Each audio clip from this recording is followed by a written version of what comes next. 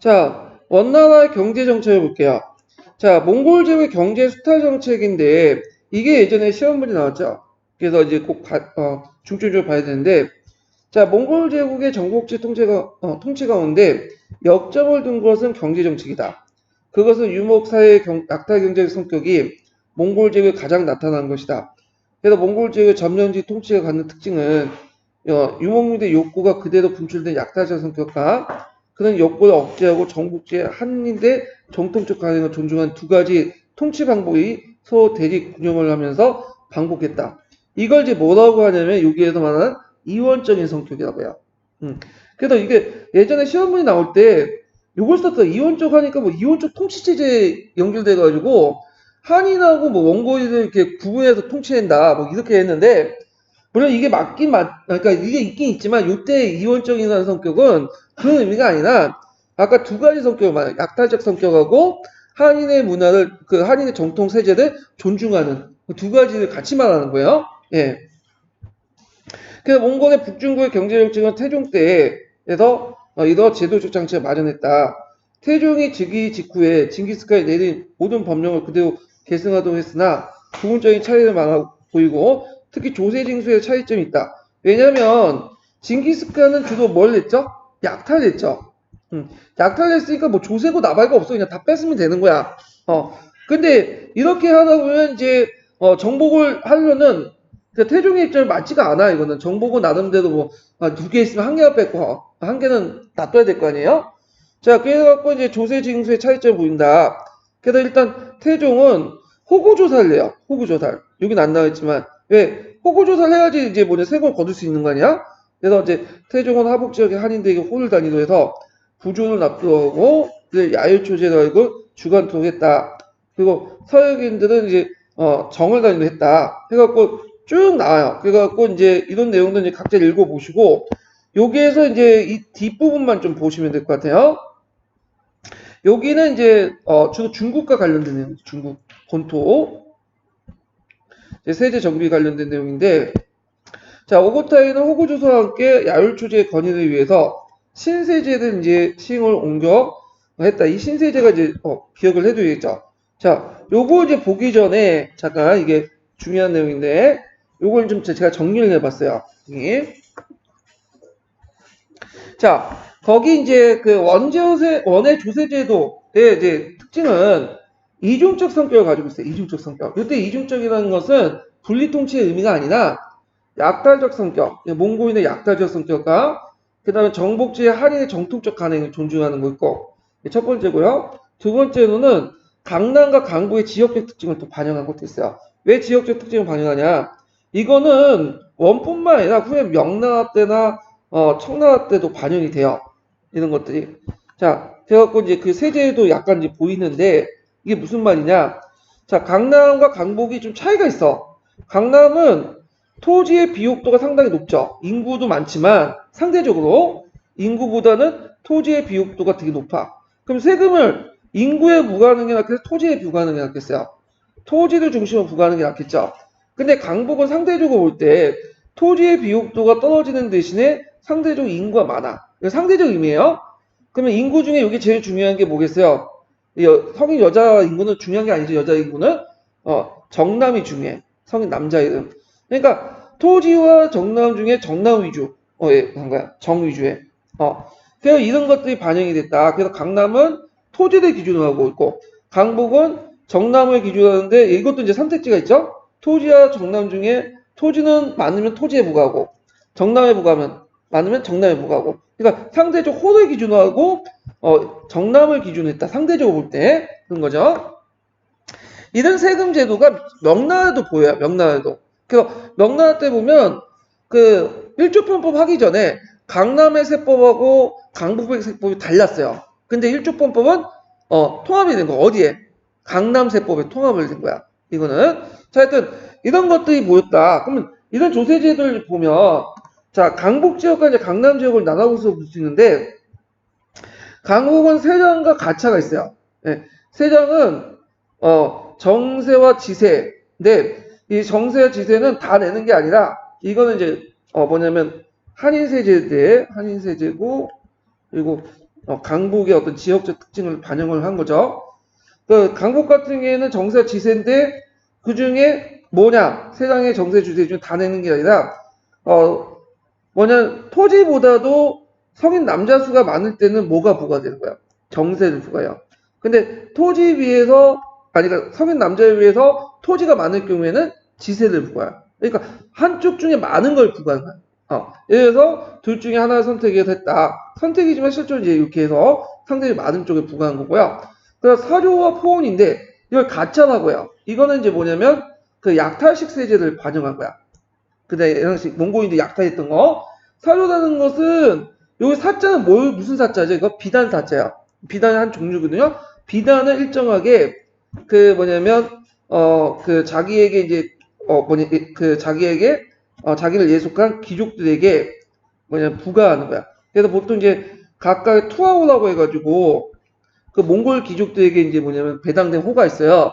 그 호에서 사료를 내. 그 귀족들에게 내고 또 뭘 내냐면 포온을 내. 포온은 뭐냐면 그 당시 이제 포온은 원래 은을 내는 거예요. 은납이야. 은을 내는데 나중에 이제 뭘로 바뀌냐면 교초로 내는 초납으로 바뀌어요. 하여튼 사료나 포온은 귀족들에게 내는 거다. 그래서 그 투하오가 귀족들이 내는 거가 가차다는 거죠. 네. 그래서 세장은 할인세제, 그 다음에 가차는 원고시 약탈세제가 이제 반영이 됐고요. 자, 강남도 이제 보는 강남도 마찬가지로 이제 두 가지 세제가 같이 있어요. 하나가 추세고 그다음 문탄세인데 추세는 어디에서 나온 거야? 양세법에서 나온 거죠. 그래서 이제 이거는 뭐죠? 한인세제예요. 한인의 정통주세고 문탄세는 이제 뭐냐면 이거는 그 약탈적 세제야. 그 문탄세가 뭐냐? 이건 좀 한데 문탄세는 그냥 빈부의 차이를 고려하지 않고요. 그냥 정남들에게 똑같이 주는 거야. 정남들에게. 예, 정남들에게 아니면 호당 부과하는 거야. 근데 문제가 뭐냐면 잘 사는 호는 별로 문제가 없겠죠. 근데 못 사는 호는 똑같이 거두니까 상대적으로 부담이 크겠죠. 그러다 보니까 이 문단세가 이제 많이 많아가지고 나중에 이것 때문에 강남에 농민 반란이 많아요. 그러니까 안 되겠다 해갖고 이 때문에 이걸 중단하고요. 하세도 통합을 했고요. 이렇게 하세를. 그러면 이제 종제 추세와 하세 해갖고 이제 이게 뭐죠? 양세법 체제로 통합되는 거죠. 그래서 강남 같은 경우에는 일단 토지 중심의 세금이 제도고 그리고 이제 추세와 문탄세 갖고 처음에 이제 할인세제와 약탈시세제를 했지만 이제 문탄세가 너무 많기 때문에 폐지하고 중국시제도 통합이 돼버린 거야. 그렇지만 이제 초창기 때는 어떤 체제를 취했냐면 약탈적 성격과 그 다음에 정통적 간행을 한인세제를 동시에 이제 존중하는 세금을 취했다. 언제부터 출발했냐면 이게 아까 전 태종 때부터 이제 출발해가지고 그 이제 했고 나중에 이제 하세가 이제 이렇게 해갖고 양세법이 이제 공남주에 완전히 자리 잡은 거는 언제 때면 이건 기독상 성종 때야. 예, 성종 때부터 이제 뭐냐면 문탄세를 없애고 하세도 했다. 기억을 해두시고 예전에 그 기출문제 사료에 문탄세 폐지 관련된 내용이 있어요. 문탄세가 폐지되고 나중에 성종 때 하세가 되었다. 이렇게 내용이 있어요. 그래서 이제 이렇게 해서 이제 두 가지 세금 제도가 같이 있다는 거 파악을 해두시면 되고 이는 이중적 성격 있죠. 약탈적 성격이고 정복제 한인의 정통적 간행을 존중하는 세제는 원뿐만 아니라 그 몽골족이 지배하는 다른 지역에 똑같이 반영이 돼요. 예. 그래서 강자 중국사에 보면 거기 나와 있어. 무슨 뭐 여러 가지 세금이 나오는데 굳이 이것까지 볼 필요 없을 것 같아요. 예. 중국만 보면 될 거예요. 중국만. 예. 자, 그러면 이제 다시 이제 동계를 봐서 이제 보죠. 신세제 내용이 뭐냐? 자, 아까 이제 한제는 민호는 그 강북 지역이죠. 세장, 가차, 뭐 잡세 이런 것들 부과했고 이 세장의 특징은 지금까지 아무런 구분이 없었던 세장을 사실 정세와 지세로 양분하죠. 둘 중에 많은 걸 하나 택해서 이제 납부하고요. 이건 어디에 부과된 세금이죠? 한인세제를 반영한 거고 가차 같은 건 사료와 포온을 나누는데 납부한 것이다. 그래서 사료는 주로 비단, 포온은 은, 은은 나중에 초나와 바뀌어서 교초. 이거는 양타적 세금이 부과되는 거고요.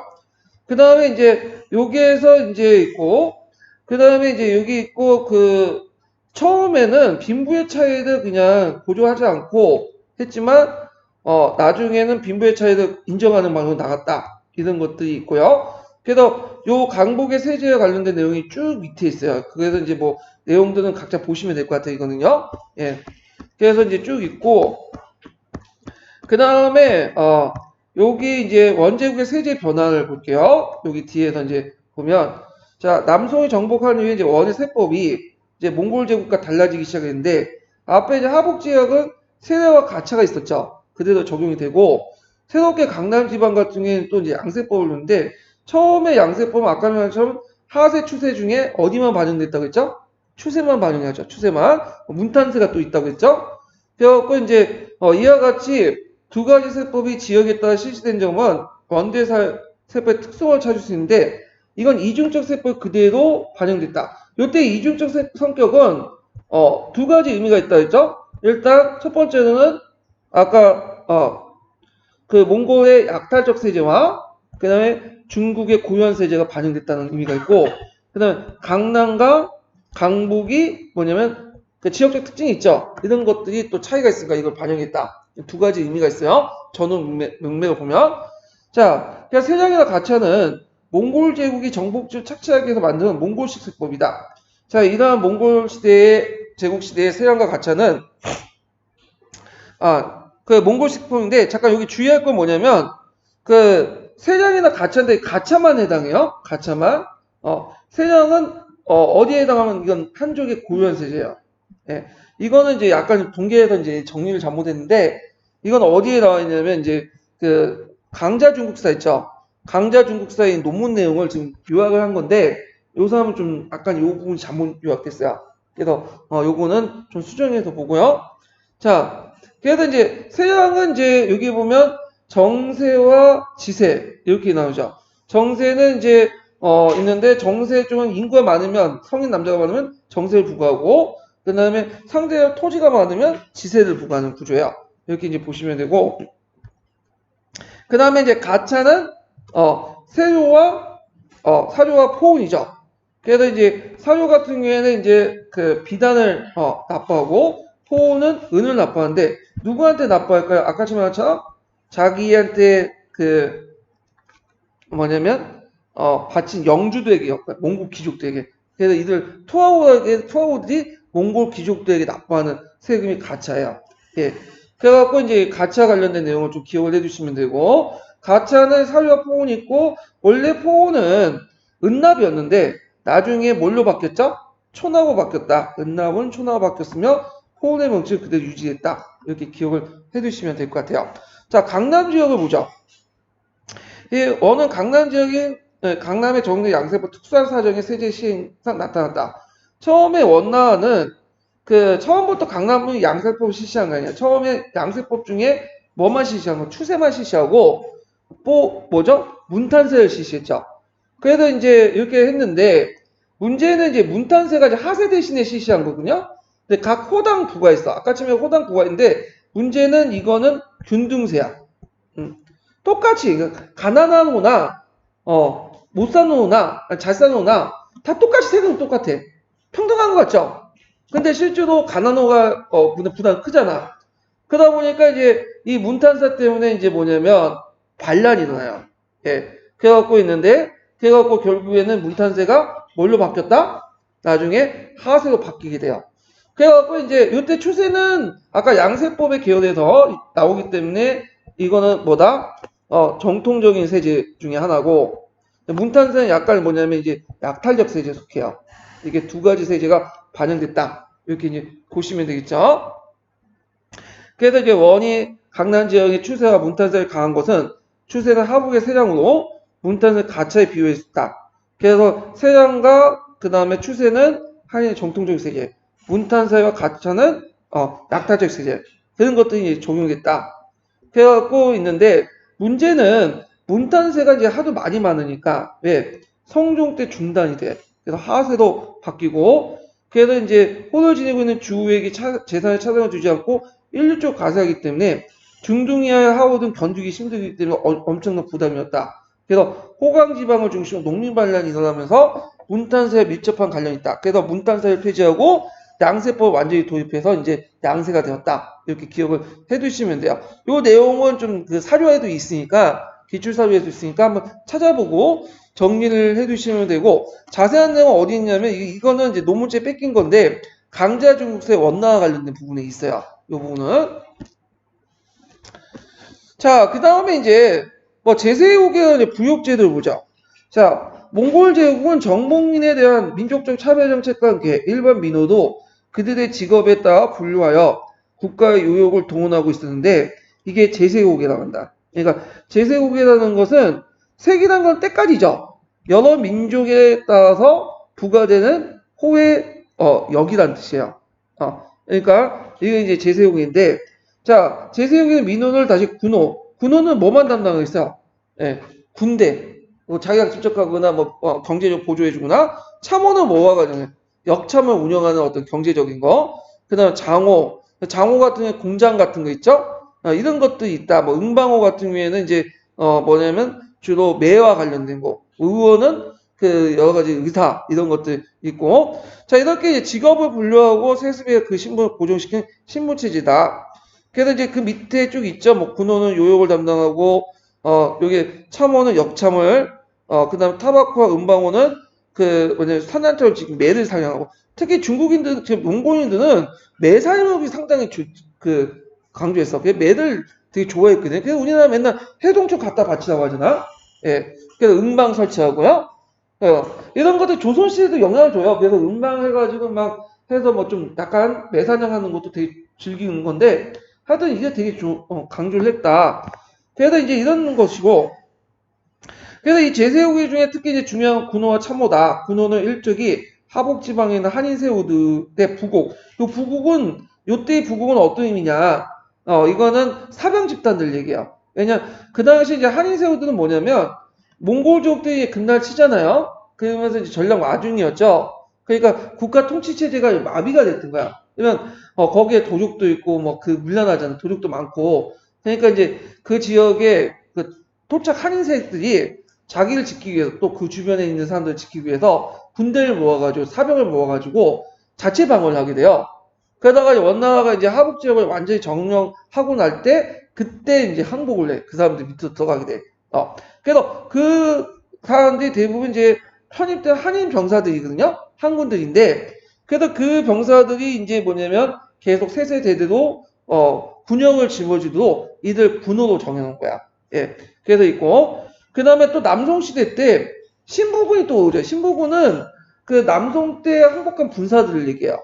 그래서 이들도 이제 있지만 이들은 군호에 이제 들어가진 않아요. 따라서 군호는 주로 이제 하복 지역의 한인들을 이제 대상으로 했다. 그럼 왜 남송의 신부군들 군호에 편입시키지 않았을까요? 세습시키면 편할 텐데 얘네는 못 믿어. 왜냐면 남송 끝까지 개겼던 애들 아니에요? 예, 그래서 이제 하고 자 이렇게 이제 있고 군호의 부담은 이제 장비일체에 자담하는 병종 한 사람이 국가에 제공한 것으로서 대단히 가중한 것이었다. 국가는 그 보상으로 군호에 내보낸 집안에 대한 조세를 면제했다. 그래서 자기가 이제 병정을 내거나 거기에 일종 봉족이라고 하죠. 경제적인 어떤 뒷받침 해주거나 이렇게 있고요. 그 다음에 제세국의 중에 좀 특별한 것은 악타로는 게 있어. 악타로. 그래서 악타로는 돌교 상인조합이 다니고 주로 이 사람들이 생목인들에게 이제 부과되는 거죠. 위그도 계통에. 자, 이들은 뜻으로 이제 오르타크라고 유대한 악탈 상인으로서 그들은 개별적인 몽골 형제나 항우를 위해서 영리 사업을 위탁받는 특수상인데요. 그래서 이들은 고리대금, 상업활동, 독점적 해외 무역 같은 영리 활동을 주로 징기스탄 시대부터 했고 주로 이들은 몽골 황제나 귀족들의 하얗기 때문에 자신의 이익도 주고 그러니까 몽골 황제 귀족들이 이제 가지고 있는 금과 은을 돈을 가지고 와서 대신 굴리는 거야 고리대로. 그래갖고 굴리고 그 중에 일부를 이제 수수로 떼어먹고 그 일부를 이제 주고 그런 거죠. 근데 이런 경우도 있어요. 이렇게 굴리다가 좀 흑해가지고 그러니까 욕심이 생겨갖고 그 돈을 가지고 떼먹고 도망가는 경우도 있어. 그래서 기독교에 보면 고조서에 보면 그 도망간 그 위구 상인들 사역상에서 잡아오라는 그런 명령들이 내려지거든요. 그런 경우도 있다는 거. 그래서 그 악타로는 상업활동에 국제 은을 둘러싸고 가열됐다. 예. 왜냐면 이제 은이 상당히 지금 그 당시 귀했는데, 자, 10세기 말부터 이스란세에 은이 부족했기 때문에 몽골의 포음에서 거둬들인 막대한 은이 악탈사냥을 통해서 어디로 갔죠? 아랍 세계로 유출됐다. 이 과정에서 이제 악탈전이라는 자본문화에서 양고화식이랑 고리도 이제 있다. 양고화식이란 뭐냐면 양이 새끼를 치는 것처럼 이자가 불어난다는 뜻이야. 그 당시 양이 새끼를 많이 쳤나 봐요.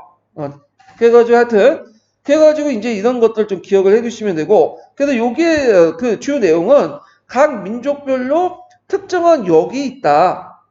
그래서 뭐 군호라는지 그다음 악타로라는지 그 내용을 쭉 얘기하고 있어요. 그래서 제 생각에 시험 문제 나오면 악타로 정도 나올 것 같아요. 악타로. 예. 그래갖고 이제 이런 것들 이제 같이 기억을 해주시고, 자, 원대 화폐 정책 볼게요. 이것도 이제 시험 문제 나와. 예. 원대 화폐 정책이 상당히 뭔가 약간 특이하죠. 그래서 보통 이제 지폐 같은 경우에는 이제 일반화된 것이 근데 현대 들어와서 이제 일반화된 건데 그 전까지 지폐는 사용하지 않았죠 거의. 근데 원나 때는 이 교촌한 지폐가 아주 유용하겠었어. 예. 물론 약간 인플레이션이 있었지만 그래도 이제 약간 특이한 건데 자 이거 내용을 보면 원은 중국을 통치하는 동안 지폐, 그래서 교초를 이제 일관한 통화 정책을 취했는데 이는 중국 역사에 전례 없는 화폐 정치였다. 그래서 중국의 지폐의 기원을 이제 쭉 얘기하고 있죠. 뭐 교자, 해자, 그 다음에 이제 금나라, 뭐 교초 이런 것도 있는데, 자, 요때 이제 이걸 본받아서 몽골 제국은 교초가 발행된 것은 금이 망한 직후인 태종 8년의 일이었다. 이때 이제 교초는 금이 지배했던 하복 지방의 유통이 한정되었고 또 민간의 한인 세우들이 교초를 발행하면서 제도가 아직 안비되지 않았다. 그래서 이제 원의 교초가 전국적으로 유통되면서 국가제도 정착된 거는 코비나이 즉위하면서 이 중통원년을 발행된 천하 통행 교초가 발행됐고부터이고 그래서 이것이 이제 은본위의 그 중통원보 교초로 바뀌면서 교초에 의한 교환이 매개체가 확립됐다. 이거는 이제 은본이라는 것은 은을 기준으로 해가지고 교초도 교환할 수 있는 체제를 마련했다. 이런 얘기예요. 그래갖고 이제 그 관련된 내용이 이제 주 93번에 있죠? 은의 1량당 교환 비율에 대해서 쭉 얘기하고 있어요, 지금. 자, 중통원보교초, 중통교초죠, 줄여서. 을 발행한 원제국 초기에는 동전의 주조가 불가능했기 때문에 단행에 수월한 지폐로 대체한 거다. 다행히 원의 초기에는 동전이 주조하지 않아 화폐의 적대력이 부족했기 때문에 중동 교초의 시용도 높았고 가능가보다 더 높은 가치를 유지할 수 있는 데 성공적이었다. 그 위에 교초가 납부하는 포온의 세기 연간 300만 간을 웃돌었기 때문에 그 매년 300만 간 정도의 교초가 국가에 하수인데 교초의信用도를 높이는 원인이 되었다. 이렇게 왜냐하면 아까 이제 포온이라는 게 원래는 은을 뭐냐면 납부하는 거잖아요. 근데 이걸 뭘로 교환했다고 했죠? 초납. 이거 교초해갖고 은의 비율에 따라서 대신 초납으로 납부를 하게 되죠. 그러니까 초납이 되기 때문에 이 교초가 계속 썼다고 보시면 돼요. 교환 계속 해야 되기 때문에. 원은 교초의 순조로운 유통으로 자신을 갖게 되면서 지폐본위의 통화 정책을 일관되게 됐다. 그러나 이 교초가 이제 나중에 남발하게 돼요. 그러니까 상대적으로 화폐의 신용도 떨어지죠. 그러니까 이제 중동초의 가치가 5분의 1이 떨어지니까 이 중동초 발행을 이제 중단하고 새롭게 지원교초를 내요. 지원교초는 지원초 1간의 중동초 5간으로 평가 전환하는 거야. 그러니까 오늘날 말하면 이제 경제적 용어로서 이제 화폐 단위가 떨어지는 거야. 예. 니도니메이션이라고 하는데, 그래서 예전에 우리나라 화폐 단위가 너무 크니까 10,000원을 뭐 2,000원 하자. 이런 이제 논의도 있었죠. 자, 그런데 이제 이 지원초의 발행은 지폐에 대한 위기가 조금씩 극복했으나 교초에 대한 신용을 회복하지 못하고, 그냥 단위만 떨어진 것밖에 안 되잖아요. 그렇지만 원말까지 지원초가 유지됐다. 그러니까 원 중기부터 말까지 지원초를 발행을 해도 불구하고 지폐의 신뢰도가 그렇게 높지 않았고, 인플레이션이 일어났는데, 금에도 불구하고 지폐의 기능은 계속 유지가 됐다는 거야. 그럼 왜 유지가 됐냐? 그건 보면, 여기 있는데, 원의 교초 액수는 남성 정보를 위해 폭발적으로 증가되고, 그에 따라 교초의 신용 떨어짐에도 불구하고, 100년간 화폐의 가치를 유지할 수 있었던 거는 뭐 때문이다? 원의 영가 때문이다. 이렇게 보시면 돼요. 네. 영가라는 것은 이제 그 주 95번에 관련된 내용들이 있는데 이거 제 설명을 여기 있네. 그래갖고 이제 영가라는 것은 염을 부화된 세금이라는 뜻이야. 염에. 이건 뭐냐면 그 당시에 이제 소금은 뭐죠? 소금은 전매제였죠. 근데 전매제였는데 그 전매제는 이제 생산만 이제 국가가 하는 거고 판매는 갖다 팔았어요. 세금을 부과해서 판매를 했어. 판매를 하려면 뭘 가지고 이제 해야 되냐면 교초를 납부하고 판매권을 얻을 수 있는 거야. 그럼 교초가 교환 가치가 계속 있는 거죠. 살아 있는 거잖아. 지금 저 달러도 보면 오일을 살 땐 꼭 달러만 가지고 살 수 있잖아. 그러니까 달러의 가치는 지금 아무리 찍어내도 지금 유지가 되잖아요. 예, 그거 똑같은 거예요. 그래서 이제 그 원의 남동정부 이전에 촌납에 위한 것이 포운호 그리고 영가위에서 교추의 비미함을 지탱했다. 그래서 앞에서 이제 초창기 때는 많이 발행해도 이제 지폐 가치로서 유지했던 것은 그 은이 초창기 때는 포운을 뭘로 했다? 촌하고 내놓고 그 다음에 후반기 때 지원초는 많이 발행을 하면도 그 가치가 유지됐던 것은 뭐죠? 영가 때문에 그렇다. 그렇게 보시면 돼요.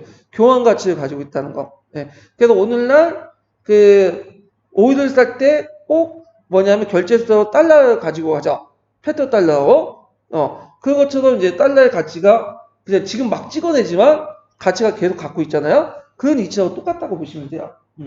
근데 이제 문제는 뒤에 이제 명나라 때 보초를 발행하죠. 똑같이 원 따라서. 근데 보초는 아무런 교환 가치가 없어. 어떤 걸 가서 교환하고 뭘 하는 것도 없어요. 그냥 찍어내는 거야. 종이야. 그래서 사람들이 이 종이 지폐를 믿을 수 있어요. 가치도 없는데? 어디서 가서 뭘 교환하고 그런 것도 없잖아요? 그러니까 보초는 이제 발행하다가 발행 안 해. 네. 사람들 안 써. 그래갖고 이제 나중에 뭘로 넘어가지? 은본으로 넘어가게 된다. 은은 이제 해가지고 쓰죠. 이건 뒤에 얘기를 하고요. 자, 하여튼 이런 걸 이제 좀 기억을 해주시고 원데이 이제 동서문화교도 보죠. 이것도 예전에 16년 기출문제 가지고 한번 나왔어요. 그래갖고 16년 기출문제 때 이제 시박사 나오고 그 다음에 그와 관련된 역참 동서교와 관련된 나오고 그 다음에 이제 또 나온 게 뭐냐면 그 당시 이제 예전 09년 기출문제인가요? 그래서 각각의 비단길, 바닷길, 초원길에서 각각의 이제 원나라 왔다 갔다 하는 사신들, 그 사절단들 그 관련돼서 문제가 나왔어. 예. 그래서 이제 좀 보면, 자, 몽골 제국의 대제국의 출현은 동서문물의 고조에 활발하게 촉진되었다. 그것은 강대한 제국의 성립으로 동서교통의 방해물이 제거되었죠. 그래서 제국 통치를 위해서 교육력 개척과 역참제 정비, 예전 시험에 나왔던 거, 동서문화의 교류를 촉진시킨 중요한 요소가 되었기 때문이다. 역참은 공물을 띠고 왕래하는 사제의 여행 편의를 위해서 공도의 역사를 세우고요. 거기에 참호를 둬서 역마와 숙식을 제공하는 제도죠. 그래서 말과 함께 숙식을 같이 제공하는 것을 역참이라고 해요. 역은 그 말, 참은 숙식. 이게 이제 합쳐갖고 역참제도 하는데, 자, 역참을 사용한 사람들에게 뭘 지급하냐면 보통어가 중인 패자를 지급해요. 이 패자의 모습은 그 교과서에 있는데 마치 그 조선시대 뭐와 비슷하냐면 마패하고 비슷하게 생겼어요. 이게. 예. 그 왜 그러냐면 그 고려 말기 때 이제 원나 간섭기 때 우리나라 이제 육사를 요구하잖아요. 6가지 일을 요구하는데 그 중에 하나가 뭐냐면 역참제도를 설치해라. 그러면 우리나라는 역참이 없었냐? 예전에 있었어요. 근데 그때 역참이라는 거는 고려의 특유한 역참이 아니라 몽골식 역참을 설치하는 거야. 그래서 그 영향을 받아서 그런지 몰라도 조선시대 때 그 역참의 그 마패는 패자하고 거의 비슷하게 생겼어. 진짜. 말수도 그렇고, 예. 자, 하여튼, 패자들 지급하였고, 역참제를 정비하여 동서교통로의 확대에 따른 여행자의 편의를 제공했다. 자, 몽골 제국의 동서 연결한 교통로는 크게 세 방향이 있었다. 일단은, 일로는 외몰굴의 그 카라코름에서 서쪽에 나가서 오고타의 수도 에미를 거쳐서 키차쿠 수도 사라이로 나는 북로죠. 요 대게 어떤 길일까, 이거는? 예전에 초원길이라고 불렸던 길이죠. 그 다음에 제2도는 칼라코름의 서쪽에 차카타의 수도를 거쳐서 알말리크를 거쳐서 아라비아 카스피해 북쪽으로 들어서 중앙로다. 예. 이것도 이제 초원길이라고 이제 같이 연결되어 있는 길이고, 삼로는 이제 뭐냐면 뭐 대도에서 투르키스탄, 타브리즈, 바그다드 이런 길들인데 이 길은 이제 뭐냐면 이제 이게 잘못했네. 여기가 이제 비단길과 관련된 거죠. 비단길. 그래갖고 이제 이렇게 있어. 그래서 1길은 저기 초원길, 그 다음에 이제 2는 이제 청산북로에 걷고 이것도 이제 초원길 북쪽 길이고, 우리가 말하는 비단길은 세 번째 길이야. 그래갖고 이제 이렇게 했고, 자, 이와 병행해서 이제 국내 교통로는 칼라콜롬에서 상도를 거쳐서 대도에 이르는 길은 원조의 성립과 더불어 완비되었고, 그래서 이제 대도에서 운하를 거쳐서 강남의 항주, 외항이 무역한 청주에 이르는 해상교통로가 연결됐다. 아까 얘기했지만 운하가 있죠. 운하. 이 운하를 정비했던 사람이 누굴까요? 쿠비라이 칸이죠. 그 전에 이제 그 금과 남송이 대치할 때는 운하가 소통이 안 됐죠. 어차피 필요가 없으니까. 근데 그 운하를 이제 다시 메꿔가지고 은하를 파가지고 다시 정비했던 사람이 쿠비라이 칸이에요. 자, 그 중국의 해상 교통로는 당송 이대 발달했으며 천주를 기준으로 해갖고 인도 차이나를 거쳐서 인도양을 끼고 페르시아의 호르주모까지 그 항로가 이용됐다. 원대 이와 같은 육로와 항로가 해로가 개척되면서 그 유라시아의 하나를 묶이는 교통로가 완성이 됐다. 그러니까 교통의 편리해짐에 따라서 서방의 동방으로 오는 사람과 문물의 교류가 날로 증가했고 천주를 비롯해서 강주 항구에 시박사를 설치했다. 그래서 이 시박사가 설치된 것은 원뿐만 아니라 언제 때에 의해서 당, 송, 원, 하죠. 주로 이제 뭐냐면 물자를 관리하고 거기에 세금을 부과하고 그런 내용들인데, 자, 하여튼 외국인들 이제 거주인 병방이 또 거주지가 있었다 이렇게 있고요. 자, 그 다음에 이제 요 내용도 기억을 해주시고 외국인 우대 정책과 서방 문물의 전례를 볼게요. 자, 수당 때 동서교육은 자, 이란 계통의 소고드인을 주로 담당하고 활약했으며 이슬람 세계에 확대되었고 유럽, 아시아에 거쳐서 몽골 제국이 성립됨에 따라 그 아라비아와 터키, 이슬람 세계의 진출이 현저했다. 이들은 대상을 조직하고 동서교육에도 활약했는데 특히 몽골 제국이 생국인들을 우대했으며 그들의 활약은 대단했다. 자, 몽골 제국 내에서 많은 그 유럽인들이 찾아와 유럽의 학술과 종교를 전파하는데 특히 카톨릭이나 신부들이 다수 포함됐다. 몽골 제국에 유도민들 많이 찾아온 거는 그 몽골인들 한때 독립을 씌웠고 다녔죠. 그러니까 또 겁난 거야. 이 사람들이 또 쳐들어올까. 그래서 일종의 영탐 차원도 있어요. 그리고 또 이제 교회나 이런 데서 얘들이 기독교인을 좀 개종을 시켜가지고 좀 약간 우리 쳐다보지 못하게 그 막는 것도 있고. 자, 그래서 이제 거기 이제 쭉 나오는데 프라노 카피니, 월리언 누브루크, 요거는 기억을 해두시죠. 요거는 누브루크 여행기를 썼던 사람인데 이 사람이 예전에 한번 시험 문제 나왔어요. 뭐 때문에 나왔냐? 공군력 기출문제에 초원길과 관련돼 나왔어. 이 사람이 초원길을 왔다 갔다 했거든요. 그러니까 몽골 제국에 올 때나 갈 때 이 초원길을 이용했다. 그래서 요거 이제 관련돼 나왔고, 자, 세조 때 로마 교황의 명을 받고 영경에 이제 교회 세우고 30년 만에 기독교 포교에 종사한 몬테코로미가 또 유명하다. 그래갖고 이제 있고, 참고로 이제 그 당시에 그 몽골 제국이 이제 카톨릭을 이제 그 전파됐는데 종전의 기독교는 이제 이단에다가 뭐였죠? 네스티우스교였죠. 이때 정통 카톨릭이 들어오게 돼요. 근데 널리 확산되진 않아요, 이때는. 다만 도입만 됐고, 그리고 몽골 제국 같은 경우에는 대부분 종교를 다 수용해요. 예, 되게 포용적이기 때문에 종교만큼 되게 상당히 포용적이에요, 이 사람들이. 그래갖고 뭐 네스티우스교, 뭐 카톨릭, 이슬람교 다 수용해. 믿지는 않더라도 존중을 해줘요, 이 사람들이. 또 여행가로서 세조 때 몽골에 와서 17년 동안을 살다가 귀국해서 동방 경록을 지은 이탈리아 출신 마르코 폴로와 모로코 여행가인 이븐 바투타도 유명하다. 요 기억을 해두겠죠. 동방 경록도 하지만 모로코 여행기 이븐 바투타도 기억을 하셔야 돼요. 왜 그럴까요? 시험에 나왔기 때문에. 예. 이 사람이 쓴 게 이제 유명한 이제 3대륙 주유기가 있어요. 네. 3대륙을 돌면서 썼던 거야. 여행기야. 그래서 예전에 한번 역도론 관련된 문제에서 시험 문제 두 개 비교해서 나왔죠. 동방경복로하고 이문바투의 3대륙 주유기. 그리고 이제 또 서양사 이상 관련된 문제에서 또 한번 나왔고. 그래서 이문바투타는 좀 기억을 해주시면 될 것 같아요. 이문바투타는. 자, 하여튼 이들은 몽골어나 중국을 모르는 이들 외국인들 조금 불편 없이 장기간 중국에 생활할 수 있도록 한국 그대 우대 정책 때문이다. 이렇게 좀 기억을 해주시고, 자, 몽골인대 유독 원정은 그 당시 유럽인대 동양에 대한 관심을 가졌고, 특히 로마 교황과 몽골의 잔인한 유럽 정복 정책에 충격을 받아서 몽골인과 중국인들을 개종시키기 위해서 신부를 파견했다. 그래서 카톨릭 교회 신부들은 대도에 와서 성당을 세워서 포교 활동을 하고 성서를 몽골어로 번역했고요. 몽골 시대의 카톨릭 교회는 십자사라고 했다. 이와 별도로 이제 당대에 유행했던 네스티교 경고는 몽골 제국의 성립과 함께 더욱 발전됐고 몽골 왕족 사이에 신자가 늘었다. 그래서 세조 쿠비나이 칸의 모친도 경고 신자라고 한다. 이렇게 있다는 것 좀 기억을 해두세요. 자, 그 다음에 원대에서는 이슬람 사람들이 큰 역할을 했죠.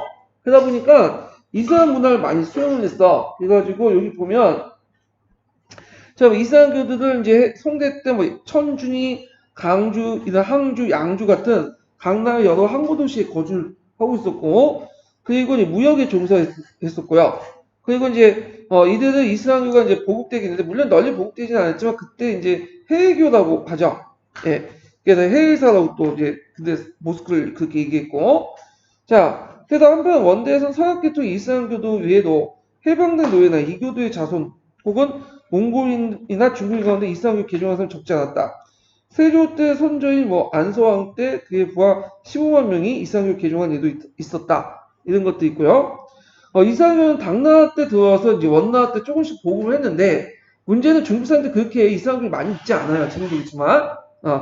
그래갖고 이제 있고 원대의 이슬람 사람들은 다양한 상품을 가지고 상업에 종사했으며 몽골 귀족의 영지에 세금 첨부를 막거나 귀족부터 자금을 빌려서 고리대를 하고 아까 그 이슬람 사람들의 그 고리대를 뭐라고 했죠? 라고 했죠. 악탈. 네. 그래서 악탈러들이 주로 이제 고리대금 양고화식으로 했죠. 그래서 이제 요때 악탈이라고 하는 간세전은 고리대금을 의미한다. 이자율이 매우 높기 때문에 양이 뭐 새끼 치는 것처럼 이걸 뭐라고 했죠? 양고하식이라고 했죠. 자, 그 다음에 이슬람교도는 생목인 가운데 문화적으로 되게 뛰어난 사람 많아요. 그래서 청문이나 역법, 자연각 이런 방법에 큰 역할을 했던 사람들이 많았고요. 그래갖고 그 내용도 있으니까 쭉 보시고 그리고 역법 같은 경우에는 이제 이슬람 역법 같은 경우에 해외적 같은 게 있어요. 해외적. 예. 그래갖고 이제 해외적이 있고 그다음 뭐 수신력 이런 것도 있죠. 예. 그래갖고 이슬람 역법을 영향을 받은 거죠. 그래서 이런 것들이 우리나라에 어디에 영향을 줘요 또? 우리나라 역법에도 영향을 주고 그 나중에 세종시대 때 칠정산 있죠. 칠정산 역법에도 영향을 줘요. 예. 그래서 이슬람 역법이 천문 관측 기술이 그 당시 원나라에 거쳐서 우리나라에 영향을 준다. 그래서 우리나라가 이제 조선 초기 때 천문학이나 여러 가지 기술이나 이런 것들 되게 발달됐잖아요. 예. 그런 거는 어디에 영향을 받았냐면 원나라를 통해서 들어온 그 이슬람의 어떤 과학 기술 이런 것들이 영향을 줬어. 그러니까 고려가 원나라 지배를 받는 동안 그 원을 통해서 세계를 알게 된 거예요. 그런 것들이 이제 과학 기술 발전, 그 다음에 뭐 지도 제작, 천문학 발전 같은 조선 전기 때 그 성과가 나타나게 되거든요. 예. 근데 이제 조선 중기 때 이제 고리타보다 16세기 때 사람들이 등장하면서 다 막아놓은 거죠, 그냥. 예. 자, 그래서 이제 요 내용들이 각자 보시면 될 것 같고요. 자, 그 다음에 뒤에 넘어가서 쭉쭉 넘어가서 뭘 보냐면 마지막 이제 쭉 해갖고 다음 주 두 번째 달라볼게요. 그래서 원대는 이와 같이 이슬람 문화에 대한 몽골인의 수용 자세는 대단히 주목되는 바가 있다. 즉 원대의 전파된 외대 문화는 상류세뿐만 아니라 각계각층에 깊이 침투되었고 중국의 정통 문화와 융합되면서 새로운 문화가 발전되기 시작했다. 이 점이 당나라 시대의 외대 문화의 수용 자세가 큰 차이가 있다. 그래서 이제 원나라 통치기구는 좀 더 통치기가 좀 더 오래 지속되었다면 서아시아 문화뿐만 아니라 유도 문화는 명말 청초에 기다리지 않고 곧바로 중국에 전파됐을 것이다. 원나라는 중국이 통일한 후에 불과 90년 만에 멸망했고 그 위에 이제 계승한 명나라는 철저 국수주의 정책이었죠. 그래서 원나라 건 다시 돼. 복구주의 있잖아. 그래서 복구의 대상은 어디야? 그 종전에 있었던 당송, 특히 송나라. 그래서 이제 송나라 자체가 되게 배타적이잖아. 그러다 보니까 외날 문화에 상당히 배타적이었고, 이게 이제 거의 300년 동안 단절됐다. 이렇게 좀 기억을 해 두시면 될 것 같아요. 자, 그래서 이제 이렇게 있고, 그 다음에 원대 뭐 정통 문화 부진과 이제 서민 문화 발달인데, 뭐 원나라는 이제 민족 차별 정책 때문에 한인의 문화 활동이 좀 제한이 됐어요. 그래갖고, 이런 것들 이제 같이 기억을 해 두시면 되고, 뭐 이건 그렇게 중요한 건 아니고요. 쭉쭉 넘어가서, 거기 좀 눈여겨볼 게 뭐냐면, 원대의 대표적인 게 장르가 뭐였냐면, 연극이었어요, 연극. 예, 원극이라 또 하죠. 요것만 좀 기억을 해 두시면 될 것 같아요. 요거는.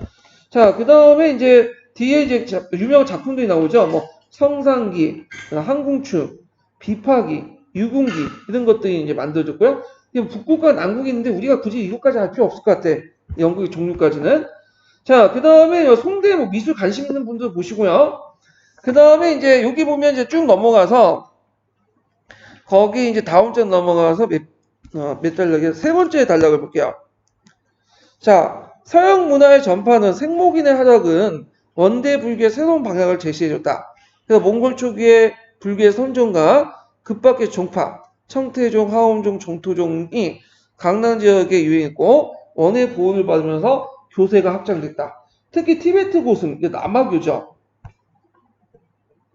남아교의 파스파가 국사로 있어서 이 사람이 티베트 불교 남아교가 크게 발전됐고 원대 종교에 크게 지배했다.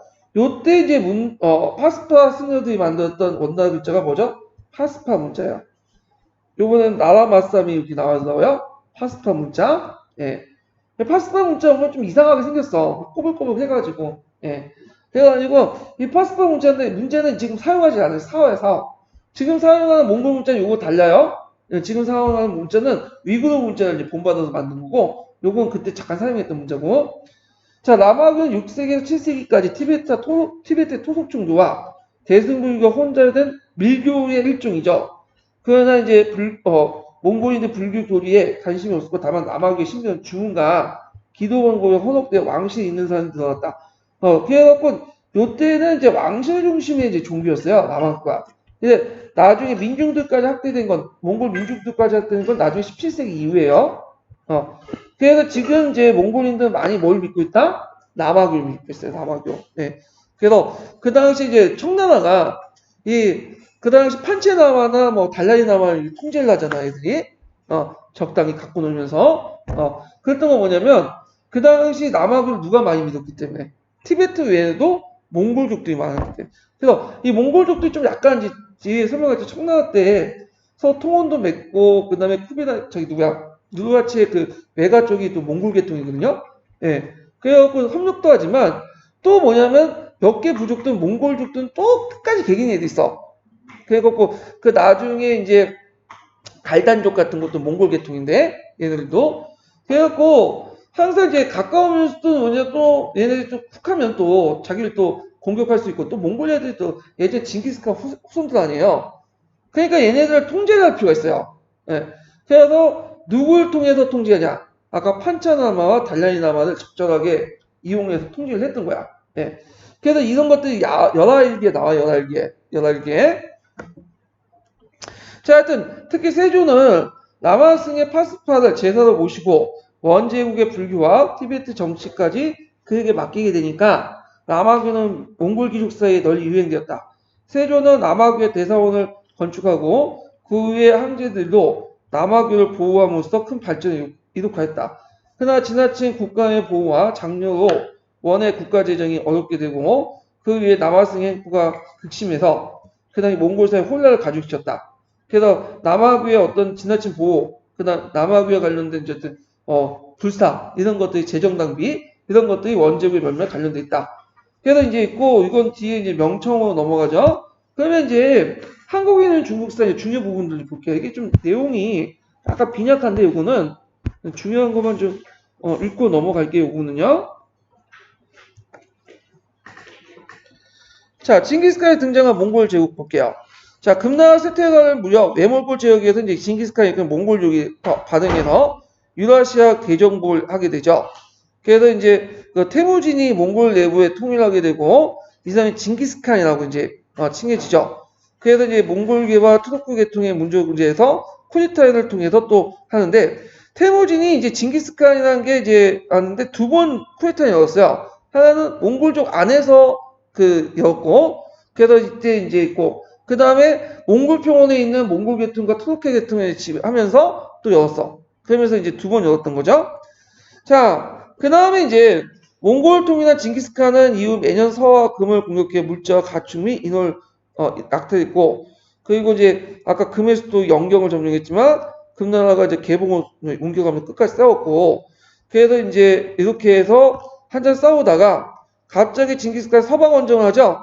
그래서 그 몽골족이 서방을 하면서 이제 서율 대신에 나이만 왕국을 격파하고 그러니까 서유가 이제 나이만족에게 멸망해요. 원래 나이만족은 그 징기스칸에 쫓겨가지고 저 서유 쪽 갔다가 이탁하고 있다가 그 서유의 왕이 좀 잘해주니까 이제 기어오는 거지. 그래갖고 이제 그 공격해갖고 서유의 여러 보물을 이제 탈취하고 있었던 상태인데 이때 징기스칸이 와가지고 나이만족을 멸망을 시켜요.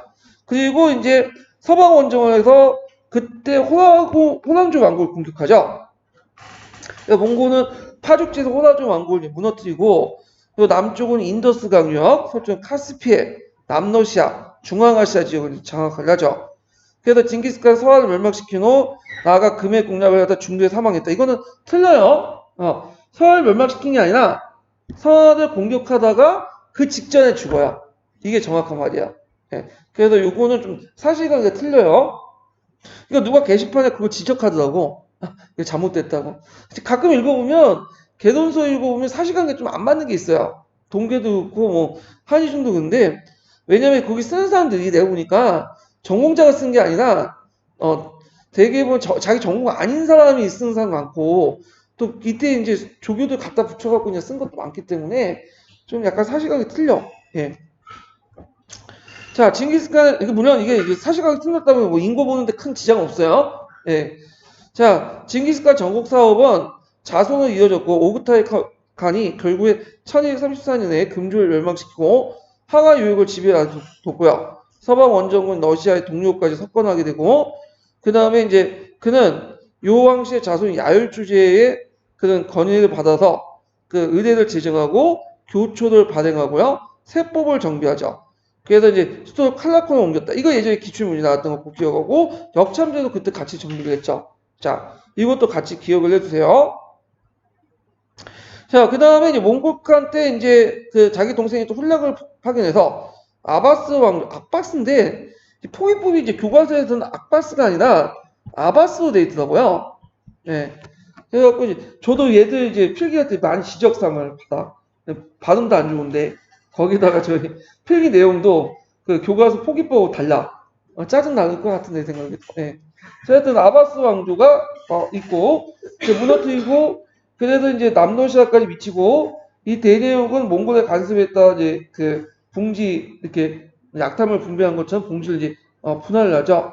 그래서 이제 몽골의 옛다가 하복은 몽골 황제 직할령이 되고 남러시아는 키차쿠 왕국 장자 바투에게 그 다음에 서아시아는 이당국은 막내 투의 아들 훌라구에게 그래서 서투르키스탄과 차카타이는 차카타이 왕국 동트르키스탄은 오구타이 왕국 등등 해갖고 이렇게 계승이 됐다. 자, 그래서 이런 대정복 사업을 가능했던 것은 압도적인 강력한 군사력 때문이다. 그래서 이제 아까 두 가지가 있죠. 천호제하고 캐시다는 칭의대. 그리고 천호제라는 것은 그 예전처럼 이제 뭐냐면 부족적인 군대가 아니라 뭐죠? 탈부족적인 군대죠. 그래서 징기스칸 개인의 충성을 맹세하고 했던 사람도 구성되었다. 자, 그래서 이제 이렇게 있고 그 다음에 징기스칸의 그런 대규모 연정들은 징기스칸 군사뿐만 아니라 정보도 필요하죠. 그 정보망이나 이런 여러 가지 그 정복지 관련된 정보들을 제공했던 사람들이 누구냐면 이슬람 상인들이야. 네. 이슬람 상인들이 왜 그런 역할을 했냐? 군수 물자를 하고 척보 활동하고 정보를 제공했냐? 자, 이들 입장을 땐 이들의 주요 역할은 뭐야? 상업 활동이죠. 근데 이들이 왔다 갔다 하면서 국경을 초대하고 하는데 국경이 많고 거기에 이제 막 심히 공백이 있고 치안이 불안하고 그 다음에 그 여러 명의 영주도 있으면 자기들 불리해. 세금을 많이 내야 되고 언제 또 약탈당할 수 있잖아. 그러니까 한 명의 지도자를 원했던 거야. 강력한 지도자. 그러니까 그 사람들한테 뭐냐면 좀 세금만 나면 모든 게 일사천리 다 풀릴 수 있는. 그래서 이제 이들은 몽골의 무적에 의존해서 안정적 대상로 확보가 필요하기 때문에 이런 것들이 몽골 제국의 이해관계와 그 맞아 떨어지죠. 자, 그래서 이런 내용들 이제 같이 기억을 해두시면 될 것 같고요. 자, 몽골군은 이제 정복 과정에서 엄청난 인명을 살생했을 뿐만 아니라 정복한 도시에 약탈을 했지만 또 제국 건설에서는 기초적인 전문 직능이 필요했기 때문에 또 많은 것들 받아들였어요. 그래서 몽골 같은 경우 약탈하면서 막 다 죽인 건 아니고요. 자기한테 항복하면 또 받아들여요. 그리고 자기보다 좀 뛰어나다고 하면 다 받아들여. 얘네 특징이야. 그러니까 몽골 같은 경우에는 몽골군 또 세진 이유가 이거하고 또 관련돼 있는데 원래 몽골인들은 유목민족이기 때문에 초원전에, 그러니까 평원전에는 되게 세. 근데 공성전이나 뭐 해전에는 되게 약하거든요. 근데 이 사람들이 나중에 뭐 여러 나라 정복하면서 각국의 군대들과 그 다음에 발달된 군사기술, 무기들 다 받아들여. 그 공성전 할 때 공성 무기는 중국에서 받아들이고 하양 무기도 받아들이고 뭐 해군이 부족하면 뭐 남성국 끌고 와가지고 공격해두고 그래서 자기 군대 외에도 다른 군대들 또 총알 바지 내서 공격하고 그래갖고 막강의 군대를 유지했던 거죠. 그렇게. 예. 자, 그 다음에 원주의 건국과 이제 강남 지배를 볼게요. 자, 여기 몽골 제국 금조를 멸망시키고 해서 이북의 하북 지방을 이제 지배하게 되는데, 그래서 이제 소수의 유목민족이 강대한 농경지대를 통치하는데 어려움에 직면했다.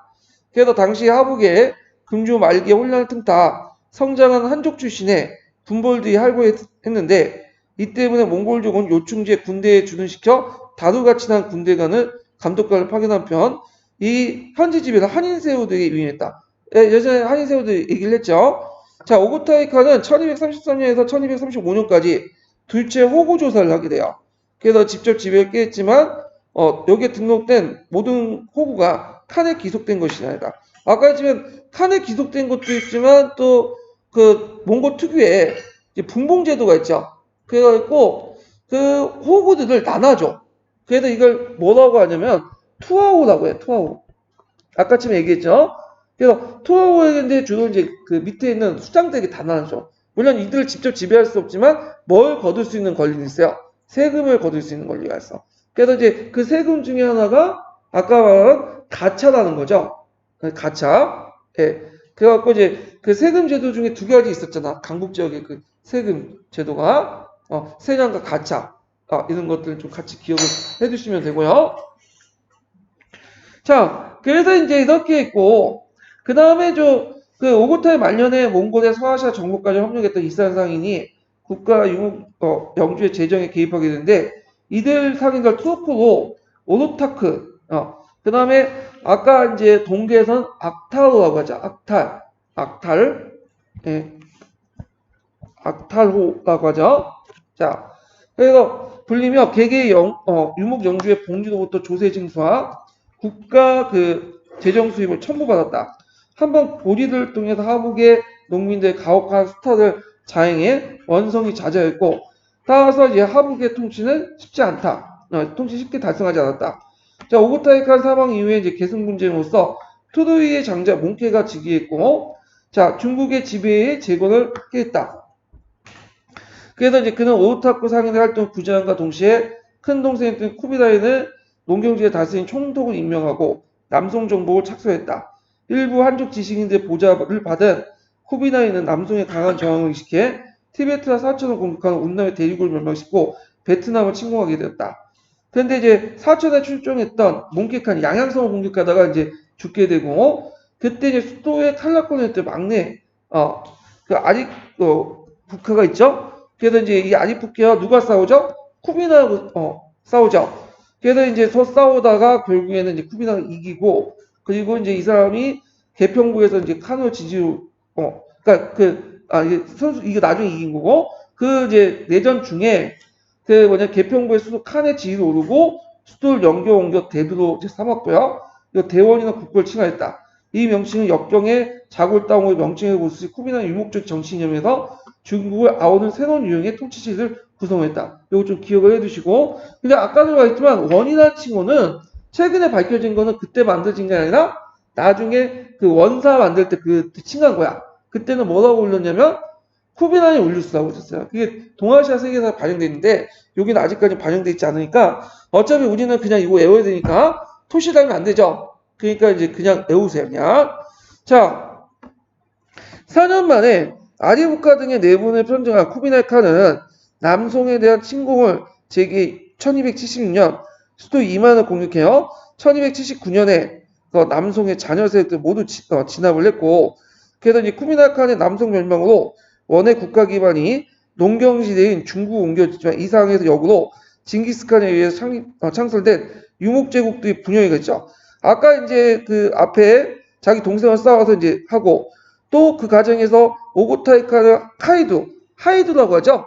예, 그 싸웠는데 이게 이제 끝말이 안 났죠. 게다가 나중에 이제 그 죽고 나서 이제 뭐냐면 그 하이라잖아요. 자, 하여튼 그래서 그 과정에서 이제 사왕국이 분리되고 원제국이 그 중국의 비중이 한층 강화되었다. 근데 주의할 건 사왕국이 분리돼도 원은 형식적으로 종주권을 인정해줬어요. 예. 그래서 이 원제국의 황제를 대칸이라고 불렀죠. 대칸. 예. 칸 중에 칸. 이렇게 불렸던 거고. 자, 그래서 중국 전역을 장악한 원은 중국 내 전국적인 통일 지배 체제를 구축하고 한인 세우들이 가지고 있는 하복의 민정권과 군정권을 해소하고 거주 이민들 직접 지배를 했다. 영경을 수도 대도도 칭하고 대칸이 사는 곳이죠. 그다음 중국식 어떤 통치체를 받아들였죠. 중앙과 민정을 다룬 중서성, 그 다음에 추민원, 감찰기관 어사대, 그 다음에 또 지방에서는 노 위에 뭘 뒀죠? 행중서성, 행성이라고 하는 것들을 뒀죠. 그래서 이제 이렇게 보고 원래 중앙에 삼성 육부제를 이렇게 뒀지만 뭐 중서성을 더 강화시키고 이런 것들은 좀 같이 기억을 해두시면 되고요. 자, 그래도 이제 이렇게 있고 이런 행성은 나중에 지방행정부 성의 기원이 되었다. 행성 안에는 노부주현 같은 나라도 관료제에 기초해서 중앙집권 체제를 정비했다. 이렇게 보면 돼요. 자, 원대 사회 경제 보면 자, 원의 제도는 외형상 중국의 통치체제인 듯 하지만 실제 중국 왕조의 관료적 지배와 달랐다. 원나라에서는 중앙과 지방의 행정의 중추를 담당했던 것이 유목 귀족층이었고 이들은 주로 세습이나 이런 것들 추천자를 통해서 이렇게 담당했죠. 그래서 징기스칸 정복사업을 뒷받친 군사력의 원천이기도 했다.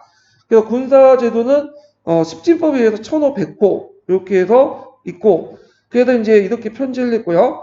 그리고 천호와 백호의 장에게는 충성을 서약한 장령이 임명되었고 이들의 지위는 세습되어 징기스칸 쪽과 함께 유목 귀족층을 형성하고 몽골 중심과 신하 관계를 형성하게 되었다. 이때 이제 이외에 그 정권을 참여할 수 있는 생목인가 한인 세우였고 이들은 정국 과정에서 그 특수한 관계를 맺은 연후도 발탁되었고 일반 중국인은 정권의 배제였다.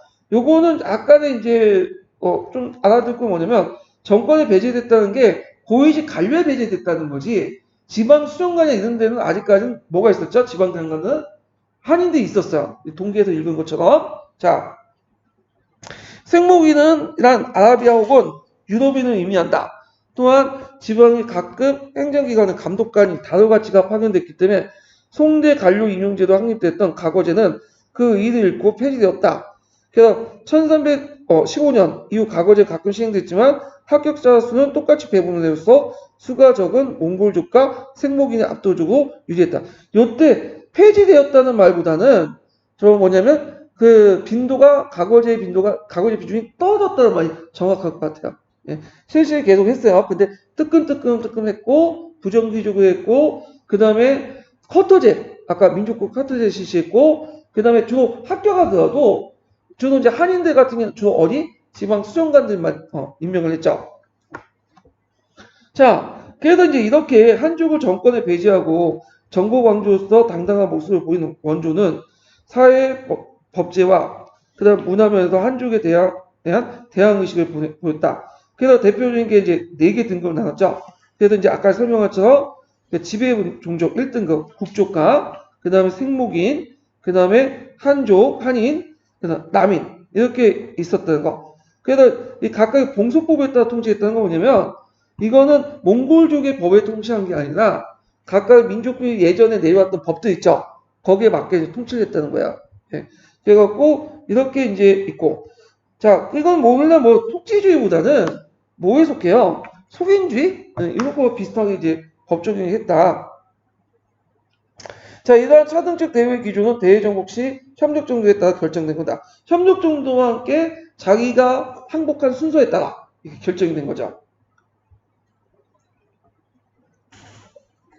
자, 이것은 몽골인 지상주의에 따른 것을 두말 필요 없다. 특히 남인은 제일 차별하는데 남인이 이제 수적으로 거의 80%죠. 압도적으로 많았고 그래서 이제 있었고 이에 반해 생목인 소수지만 원조치의 중국의 준몽골족으로서 특수한 사회집단이 형성되면서 군사행정, 특히 재정 분야에 되게 했다. 돈 만드는 그 돈에 관련된 건 거의 했다고 보시면 돼요. 그래서 그 몽골 제국의 강대한 정복지 지배가 가능했던 거는 이들 생목인의 뛰어난 국가 경영 능력과 경험 때문이다. 그래서 이제 재무관료로서 활동했던 사람이 이제 상가라든지 아오무드 이런 사람도 있고요. 자, 원조가 중국 정을 지배한 정보광이었지만 한인과 남인에 대해서 각기 다른 통치 방식을 적용했다. 한인은 이미 정보광조의 군조의 지배 100년 동안 받았기 때문에 이민족의 통치 기반은 갖춰져 있었지만 강남은 아무리 무력이 있다고 해도 하부의 통치 방식이 그대로 적용될 수 없어 기본적인 제도는 계속 남성대 제도를 답습했다 보시면 돼요. 그래서 남북의 공통적으로 적용된 제도는 행정구역과 구획과 그러니까 행성 같은 거 있죠. 노, 부, 중, 현 이런 것과 참치제도, 잠치제도는 역참제도, 그 다음에 통화제도, 통화제도는 그 오늘날 교초 이 정도만 불과했고 결국에 원조의 중국 통치는 하북에 국한됐을 뿐 강남에는 원조, 그러니까 하북에 비해서 상대적으로 충분히 관철되지 못했다 이렇게 보시면 되고요.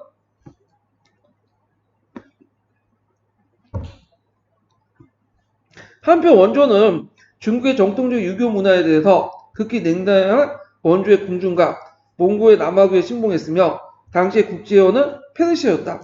근데 좀 주의할 건 뭐냐면 이건 약간 그런데 중국의 유교 문화에 냉대했다고 이렇게 얘기하는데 실제로는 유교 문화를 존중했어요. 그래갖고 이제 원나라도 그 간악화 됐죠 성리학이 허영의 성리학 쿠비나이 칸도 유교에 되게 관심이 많았고 약간 이제 좀 약간 이제 뭐냐면 중간적 판단이 좀 들어가는 것 같은데 하여튼 넘어가고 그래서 이제 몽골족 남하교를 신봉했으며 당시의 국제어는 페르시아였다. 또 몽골어는 생복인에 의해 도입된 위구르 문자를 참조해서 이제 제정됐고 이러한 통치 형태는 그 요와 금에 의해서 가장 성공적인 정거 왕조의 원조 모습을 잘 보여준 건 사례였다. 여기에서 역사적 사실이 틀린 게 뭐냐면 나중에 위구르 문자를 참조해 찾았다. 몽골어인데 요 몽골 글자인데 이거는 이건 틀려요. 이거는 나중에 일이에요. 이거는 나중에 17세기 때 이후야. 이거는 17세기 이후에요. 알타칸이 뭐 이런 때 넘어와서 이거고 요때 몽골어는 무슨 문자죠? 파스파 문자예요. 이거는 지금의 몽골어는 이게 나중에 얘기인데 여기다 갖다 적어놓은 거네. 예. 그래갖고 이제 파스파 문자 있죠. 그래가지고 그 쿠비라인이 만들어가지고 이제 파스파가 만든 그 호우 문자면 은전 문자다. 그래갖고 이제 티베트 문자를 개정한 거야 이거는요. 좀 그 약간 갈래가 달라 이거든요. 그래서 여기 보시면 이상하게 생겼죠? 네. 근데 지금 사용하지 않는 언어예요. 네, 사어다. 그러니까 사어보다 사문자. 그러니까 잘 사용하지 않는 문자죠. 자, 이러한 통치 형태는 요와 금에 이어 가장 성공적인 정부 강조로서 원조의 모습을 잘 보여준 것이다.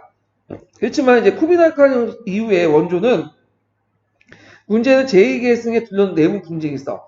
왜냐면 이제 이 당시 이제 그 세습제라고 하지만 그렇다고 완전하게 뭐 중국식 제도를 받아들인 것도 아니에요. 중국 같은 경우에 적장자 상속제죠. 근데 여기에서는 그런 게 통하지 않아. 아들 중에 있으면 다 뭐냐면 세습 자격이 있는 거야. 그다음에 그 당시에 이제 세습하는 과정에서 뭐냐면 그 당시 유목민 특유의 어떤 그 능력주의. 이때 능력은 뭐야? 군사적. 그래서 이게 무력을 내서 지네끼리 치고받고 싸우고 궁중 암투하고 하다 보니까 점점 뭐냐면 싸우게 되고 왕시 약화되고 그래서 26년 동안 무려 8명의 황제가 교체가 됐죠. 그런 것들. 그 마지막 황제가 누구였냐면 이제 순제죠. 순제. 예, 순종 그래갖고 순종이 이제 마지막 황제인데 그 사람하고 이제 결혼한 사람이 이제 기화공후 그 사람이 유명하죠. 예. 자, 하여튼 이래서 이제 역대 황제가 라바구의 신봉에서 사원과 불탑을 건설해 법회를 이제 개최하는 등 막대한 국고를 소모하게 재정을 악화시켰다. 자, 이를 타개하고자 지표를 납하했지만 오히려 물가를 초래했다. 그래서 이제 게다가 근데 이렇게 물가를 초래했지만 그럼에도 불구하고 교조가 유지됐던 거는 뭐라고 하면 되죠? 영가 때문이다. 이렇게 보시면 돼요. 그러니까 동기 내용하고 같이 이제 연결시켜서 보시면 돼요. 자, 게다가 관료대 독직과 예, 게다가 가점주고 이게 독직이라는 건 매간 매직 뭐 이런 것들 얘기한 거죠. 또 남성 정부를 이유해서 강남의 대토지 소유가 온전되어 토지 소유의 불균이 여전했으며 몽골의 정통적인 분봉제도 대토지 소유를 조장했다. 예를 들어 이제 강남에서 이제 나중에 원나 말기 때 농민 반란이 많이 나왔잖아요. 근데 이제 나중에 얘기했죠. 농민 반란의 배경은 두 가지가 있어요. 첫 번째로 아까 지금 이제 몽골인들의 뭐냐면 차별주의 있죠. 차별 정책. 강남 차별 정책. 이런 것도 이제 볼 수가 있고 두 번째는 뭐냐면 그냥 몽골과 상관없이 강남 내부의 문제 때문이에요. 예, 강남 내부. 이게 뭐죠? 강남 내부에 지주전호제 있죠. 이 지주전호제 모순점이 뭐냐면 폭발돼 나간 거야. 예. 그러니까 이 두 가지 점이 이제 농민반란 배경으로 있는데 이게 아마 동계에 있을 거예요. 선생님이 넘어갈 때 좀 같이 살펴보기로 하고. 자, 하여튼 이때 이제 원나라 대규모 농민반란 발생의 원인이 되었고 1351년 백령교도의 홍콩군이 거병 이후에 반란이 규모가 커지면서 조직화되고 원조는 멸망을 이끌었다. 여기 홍콩군 있죠? 한사동이 백령교도를 모아서 반란을 일으켰는데 백령교도라는 것은 이제 불교의 미륵불 사상을 바탕으로 해서 일으킨 거죠. 그래서 머리에 홍건을 두르기 때문에 했다. 홍이라는 것은 홍건은 붉은 두 번이죠. 그래서 중국인들이 되게 붉은색 되게 좋아하잖아요. 우리는 되게 싫어하는데 피색깔이 돼서. 자, 하여튼 그래도 홍건족의 한 무리 중에 하나가 뭐냐면 각장이었고 그 각장의 부하 장수가 누구였냐면 주원장이었어요. 예, 그러니까 주원장은 원래 어디에서 출발했다? 홍건족에서 출발한 집단들이에요. 그러니까 주원장이 황제가 되니까 제일 싫어하는 글자 중에 하나가 뭐냐면 도덕적자잖아. 예, 자기가 예전 도적이었거든. 그래서 이제 도덕적자. 그러니까 중국어로 적이라는 발음이 직하고 곡직자하고 뭐냐면 또 발음 비슷하나 봐요. 그러니까 직자도 못 쓰겠어. 예, 직자 쓰고 적자 쓰면 다 죽여버리고. 그래서 이제 이렇게 이제 있다. 그 다음에 원대 이제 동서문화 교조 볼게요. 자, 몽골 제국 유다시아에 거쳐 대제국이 때문에 동서문무대 교조가 활발히 촉진되었고요. 강대한 제국의 성립해 그 당시 교통이 원활해질 뿐 아니라 제국 통치의 교역로가 이제 개척되고 벽참제 정비되고 그런 등등등이 쭉 나오죠. 비단길, 바닷길 다 장악을 하고 예. 그래갖고 이제 그 각주한 이제 천주에 시박사를 설치하고 이거는 이제 아까 얘기했고요. 그 다음에 이제 몽골 제국은 생목인 우대이기 때문에 유럽인과 아랍인이 중국에 찾아서 학술과 종교를 전파했고요. 카톨릭 신부였던 프라노 카르피니가 교황의 명을 받아서 몽골 제국을 방문하는데 유명하죠. 우리가 타타르라고 부르는 몽골인 역사. 그래서 유럽인들은 대개는 그 몽골인들 타타르라고 불렀어요. 그러니까 몽골 부족들 타타르 부족도 있는데 그들을 이제 통칭해서 그냥 타타르 이렇게 했는데 요거 좀 볼게요. 이거 세계사 책이 좀 있으니까 좀 살펴보는데 자, 우리가 타타르라 부르는 몽골의 역사 보면 이탈리아 출신의 프란체스코사의 수도였던 카르피니가 교황 이노세트 4세를 명을 받고 몽골인들에게 기독교를 개종할 것을 권유하고 그래서 내정을 살펴기 위해 몽골의 여행이죠. 1245년에 리용을 출발 6년을 거쳐서 몽골 제국은 카라코름에 도착했다. 1247년에 귀국했다. 그러니까 이제 이 칼라코름 때 이제 만났던 황제는 누구였을까? 이거는 코미날칸이나 키읔 같은 사람이었죠. 예. 그리고 있고 후에 이제 또 누가 왔냐면 누브르크. 요거 이 사람을 꼭 기억을 해야겠죠. 초원길을 갔어. 요거 기억을 해주세요.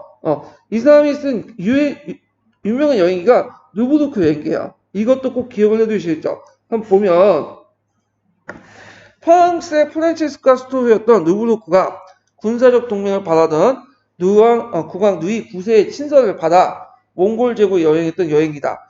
1253년에 출발해서 1255년에 귀국했다. 누이 9세가 바친 보고서 즉 여행기는 카르피니아 그 앞에 그 여행기보다도 훨씬 더 생생했고, 그 다음에 13세기 때 중앙아시아 몽골 공원의 사정과 지리, 풍습, 언어 등 종교 등에서 기중한 자료였다. 기억을 해두시고, 그 다음 원대에 또 들어서 이제 대표적인 여행은 마르코 폴로의 동방경로로 있죠. 그래서 이제 이탈리아 베네치아 출신의 마르코 폴로는 이제 그 당시 쿠비나칸 때 와가지고 한때 또 원나 관리도 하고 했다가 다시 돌아와서 이제 했는데 그때 이제 베네치아에 들어왔다가 이제 제노바 정제에 참여했다가 포로 잡혀요. 그래서 감옥소에서 이제 구술로 해가지고 완성된 책이 동방경문론인데 이게 거의 뭐냐 70%는 약간 좀 가장된 게 있고 30%는 팩트다. 어떤 사람은 가지도 않는 건데 그 거짓말 쳐놨다. 소소책이다. 뭐 그런 이제 여러 설도 있는데 그래서 이 책에서 이제 뭐 그는 세밀하고 예리한 가찰력으로 국경의 규모와 궁중생활 실태, 그 다음에 석탄과 지폐 사용, 역참제도, 중국의 수출품 상품 같은 자세한 기록을 남겼다. 특히 역참제도는 예전에 한번 역교동 관련돼서 시험문에 나왔던 거고요. 그 다음에 이제 그 모로코의 이븐 바투타 여행기도 유명하죠. 그래갖고 이제 이거 좀 기억을 해두시면 되고. 자, 이외에도 중국에와 영경에 교회에서 오고 30년 동안 카톨릭 포교를 했던 코로비누도 있었다. 그래서 중국 측에서도 이들보다 더 먼저 징기스칸 원정에다 여행기 남기기도 했는데, 그 당시 이제 1219년에서 22년 원정에 따라서 중앙아시아에 갔던 야율초제와 전진교의 구척이, 그들이다. 이런 것도 있고요. 그 다음 몽골 제국의 이제 판도가 유라시아에 미치면서 그 영역 내에 다양한 민족들과 종교가 들어오죠. 그래서 아까 전에 몽골족은 상대적으로 상당히 종교에 대해 간대한 태도를 보여요. 개방적인 태도를 보이고. 이건 그 당시 유럽의 중세하고 다르죠. 유럽의 중세는 조금이나 이단하고 뭐야. 다 죽여버리잖아. 예. 자, 그래갖고 이제 그는 원주의 궁정의 세력을 이제 떠친 건 남아교였는데, 남아교는 6세기에서 7세기까지 티베트 통속 종교와 대승불교가 혼합해 성립된 티베트 불교로서 앞에 설명한 밀교 중에 하나야. 그래서 중국에는 진원종이 있고 그 다음에 티베트는 남아교가 있었어요. 자, 그래서 또한 금조 치하에 이제 발전한 신도교가 여전히 세계 뻗쳤다. 신도교 얘기했죠? 신도교는 뭐야? 좀 주술적인 것보다는 이제 먼저 탈피해갖고 유교와 불교를 합해서 만든 좀 이론적인 도교예요. 그래서 이게 대표적인 신도교 중에 하나가 전진교고, 전진교의 수장이 누구였죠? 부척이었죠. 예. 그래서 이제 전진교가 황실의 보호를 받으면서 비약적 발전됐다. 자, 그래서 이제 이렇게 있다는 걸 좀 기억을 하고 이들의 교도들은 서민들 칙수와 작극들을 포교의 수단을 이용했기 때문에 역으로 이거는 작극의 포교와 발전에 크게 기여했다. 자, 그 다음에 이제 그 몽골족들이 이제 서방 원정 과정에서 잔인한 것들을 보고 나서 그 유럽인들 얘를 개조를 좀 시켜야 되겠다 해갖고 신부를 파견했죠. 그래갖고 뭐 이렇게 카톨릭이 전파됐고 그 외에 이제 전에 있었던 당대 네스투스파가 또 널리 확대되고 이런 것도 있고요. 몽골 제국에서 또 이제 이슬람 문화가 유입됐죠. 당나라 때부터 이제 이슬람교가 들어오긴 했지만 이제 조금씩 확대된 거는 뭐냐면 원나라 때요. 근데 물론 원나라 때는 크게 확대되진 않았고요.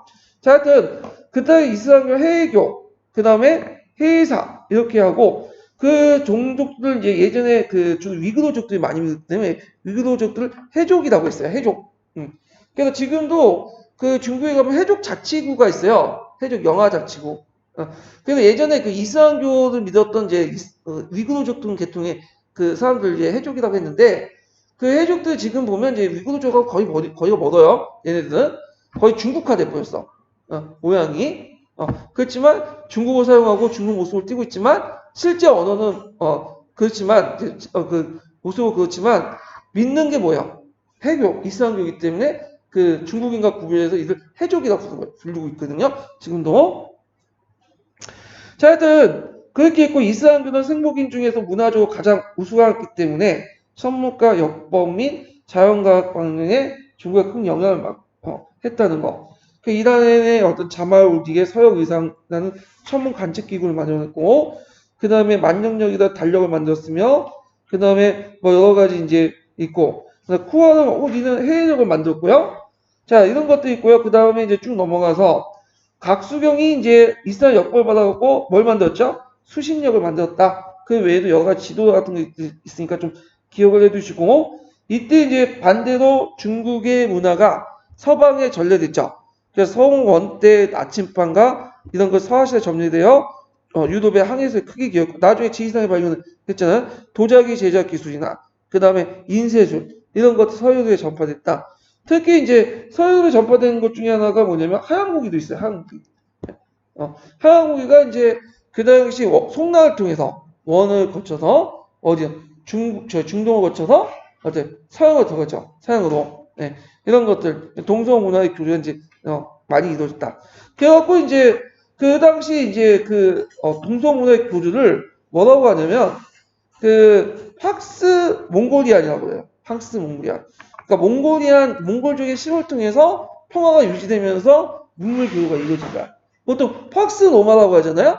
그거 이제 대비되는 거죠. 예. 그 교과서에 있어요. 팍스 몽골리안이라는 거. 예. 자, 그래가지고 이제 이렇게 해서 이제 한번 했고 다음 시간에는 이제 명청 넘어갈게요. 예. 오늘 수고하셨습니다. 감사합니다.